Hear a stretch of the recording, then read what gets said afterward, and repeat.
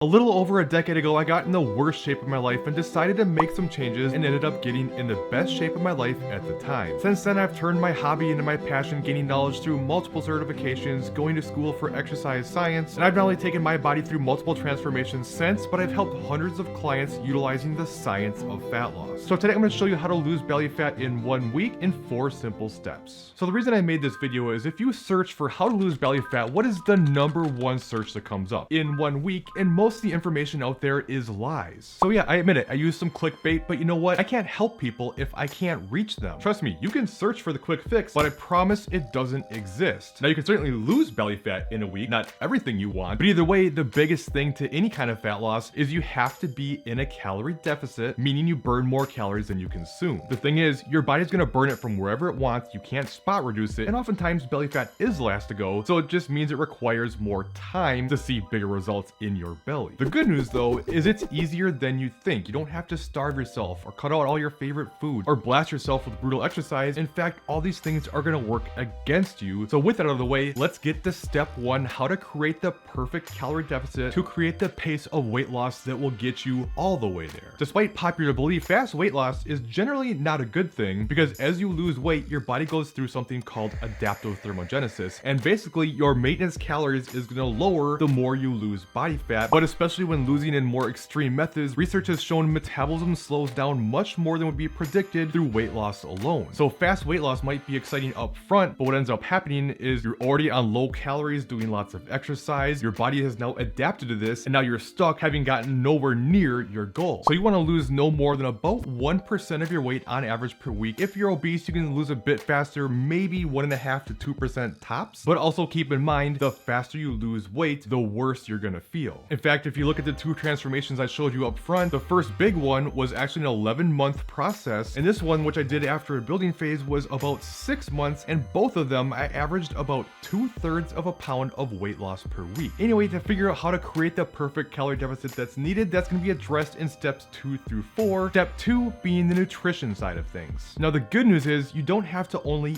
eat clean to get results. Yes, fuel the body well, eat plenty of whole nutrient dense foods, but you can absolutely include foods you enjoy and still get results. In fact, being too restrictive with your diet oftentimes leads you to gain weight, which is exactly what happened to me when I gained all the weight to begin with. But to know how much you should be eating, it's in your best interest to track your food. Not only do you have the extra accountability, people tend to eat better almost by default once they start tracking, but at least this way you know how much you're eating and you know what kind of adjustments to make when you hit plateaus. Now, as far as how many calories you should consume as you start your fat loss phase, sure, you can use things like online calculators, but the problem with them is they're not specific to you, the individual. They don't know your genetics, your diet history, and it's just kind of a guessing game. So you want to make adjustments based on your current maintenance calories. If you already have that, great, but if you don't, what you're going to do is you're going to spend the next week, you're going to keep eating the same way you've been eating, but now track it diligently, add it all up, take an average for the week, and if you're roughly maintaining your weight, you know that's roughly your maintenance calories. From there, to start your fat loss phase, you want to reduce your calories by 20 to 25%, but as I'm sure you've heard, your body doesn't respond the same way to all types of calories. So the biggest priority in calories is going to be your protein intake. This is